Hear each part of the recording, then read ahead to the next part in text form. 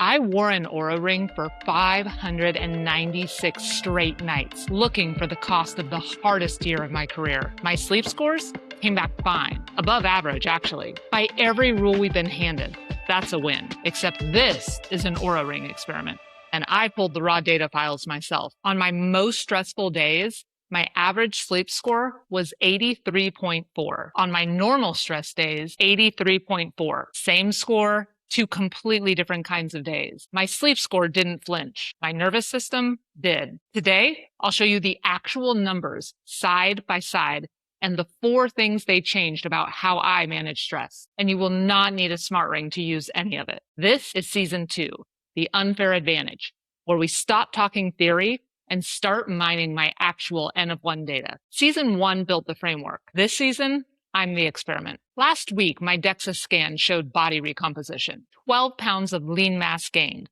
Visceral fat down 78%. The structural data said my protocol was working. But this week, my smart ring shows what that protocol actually cost me. Those turned out to be 2 completely different balance sheets. And here's why this matters, not just to me. As high-performing women over 40, we've been handed a very specific story about stress, that we'll feel it, that it'll show up as bad sleep, and we'll know it. What I found is that the cost was absolutely real. It just never announced itself in the place I was watching. And I should tell you what I mean by a hard year. 2025 proved to be the most demanding stretch of my executive career. High stress, long hours, canceling family vacations to keep my head above water at work. And I did what most high performers do. I powered through. I treated my biology like an infinite resource until it wasn't. My stress climbed, my energy tanked, and the answer I kept getting was, yeah, you're in your 40s. That's the year that this data covers. And if we're just meeting, I'm Alysia Bell. I'm 44, an executive, a mom, and I've tracked my macros for nearly 4,000 straight days while wearing an Oura Ring 24/7 for the better part of 2 years. I'm not a doctor and I'm not a sleep scientist. I'm a busy professional who bought some smart tech, glanced at it occasionally, and finally decided to do something meaningful with it. I downloaded my own raw data files and ran the analysis myself because I wanted to know what that year actually cost me. And here's the top line: 4 takeaways from 596 nights. And at the end, I'll share the one number I stopped tracking and the number I replaced it with, because for me, it turned out to be a better metric. My first takeaway: my sleep score was auditing the wrong department. Oura labels my days: normal, stressful, and restored. Over 19 months, I logged 141 stressful days and 387 normal ones. Identical average sleep score to the decimal. And my sleep duration differed by 6 minutes. 6 minutes across 500 nights. The difference is immaterial, but 3 things did move. My HRV, heart rate variability, the clearest signal we have of how well our system is recovering, dropped. My resting heart rate went up, and my readiness score fell. Stress didn't bankrupt my sleep. It taxed my heart. Let me make that concrete. December 12th, I slept 9 hours and 19 minutes. My sleep score came back 96. That's in the top 4% of every night I've recorded. My HRV that night was 21, the bottom 5% of every night I've recorded. Now, September 16th, 7 hours of sleep. Sleep score, 84, middle of the pack. And Oura flagged the whole day as stressful. 4.5 hours of elevated load. My HRV was 45, top 5%. Readiness, 91. My best sleep score in 19 months delivered my worst night of recovery. If all we have is a hammer, everything starts to look like a nail. The sleep score isn't wrong. It's just answering a different question than the one I was asking. It grades how I slept. It doesn't grade how I recovered, which raises an uncomfortable question. Because if the score wasn't tracking the cost, then the lever I'd been pulling for years might not have been doing what I intended either. My second takeaway: bedtime is a dial for sleep. It is not a dial for recovery. I sorted my nights by what time I actually got into bed. 583 of them. That's every night where the ring captured a clean HRV reading out of 596 total. The nights I fell asleep by 9:30 p.m., 158 of them, I averaged 8 hours and 15 minutes. Sleep score, 87.5. The nights I fell asleep after midnight, 61 of them, 5 hours and 26 minutes. Sleep score, 72. Nearly 3 hours of sleep, almost 16 points of sleep score. That is a beautifully responsive lever. And my HRV across that entire range, 30.9 to 31.2, 0.3 of a point in the wrong direction. If you're scratching your head, we're in the same boat. I continued digging through my data to make sense of the trend lines. This past May, 2 nights, 10 days apart. May 4th, in bed at 12:18 in the morning, 5 hours and 47 minutes. Sleep score, 78. HRV, 47. One of the highest readings I have. May 14th, in bed at 8:10 at night, 9 hours and 11 minutes. Sleep score, 95. HRV, 23. 3.5 hours more of sleep. 17 more points of sleep score. Half the HRV. Same month, same person, same smart ring. I haven't stopped prioritizing early bedtimes over this. Sleep is still a fundamental investment for me. I just had to accept that it isn't a cure-all. This wasn't a change to my protocol. It was an internal audit of my expectations. I had found a lever that worked beautifully. I had just been pulling it for the wrong outcome. And if you want to run this kind of audit on your own biology without 500 nights of data, I built a 1-page assets audit. Link is in the description. 6 pillars, 1 page. You can find the one green light move you can make this week and start there. It's free. Grab it whenever. My third takeaway genuinely surprised me. The cost of stress didn't show up on a Wednesday. It showed up on a Saturday. I averaged everything by day of week. And I expected a work week story. Tuesday rough, Wednesday brutal, Thursday worse, then sweet relief with a weekend recovery. That's not what 19 months of N of 1 data told me. My physiological stress load climbs steadily Monday through Saturday. Saturday is the peak. 2 hours and 17 minutes of elevated load, 65% higher than Monday. Saturday is also tied for my lowest HRV of the week. And here's the part I keep coming back to. Saturday is also my longest sleep and my highest sleep score. My best sleeping day of the week is my worst recovering day of the week. Then I went finer, 39,000 individual readings by hour. My calmest window of the entire day, 2 to 4 in the afternoon, peak meeting hours. My most loaded hour is 8 p.m., a sweet spot in my routine that I associate with winding down. And I want to step away from the numbers for a second because I know how this looks on paper. You might assume that my weekends and evenings must be chaos, but they aren't. My calendar calms down on Saturday. Apparently,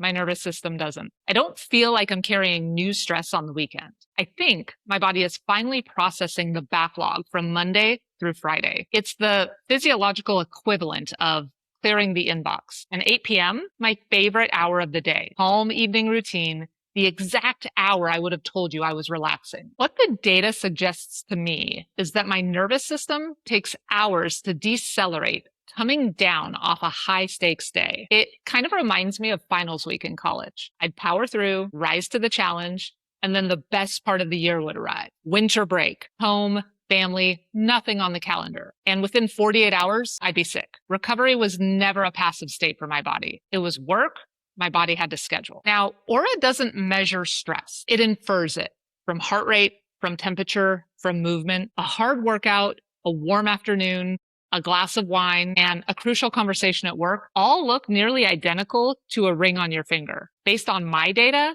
my calendar may clear after Friday, but my body works the weekend. There's a difference between working in the business and working on it. Tactical versus strategic. Putting out fires versus shaping the future. I had been so busy working in my week that I had never once looked at the shape of it. My fourth and final takeaway. It's better for me to zoom out than to zoom in on HRV. When I ran the analysis, one number reframed everything. 28% of all the variation in my HRV lines up with nothing more specific than which month it was. Compare that to my sleep score, 8%, or my daily stress hours, under 8%. And I want to be careful here because the month is not an explanation. It's a container. Whatever is actually driving my recovery, a workload cycle, a season, something I've yet to uncover, is moving on more of a monthly timescale, not a nightly one. An example, August of 2025, HRV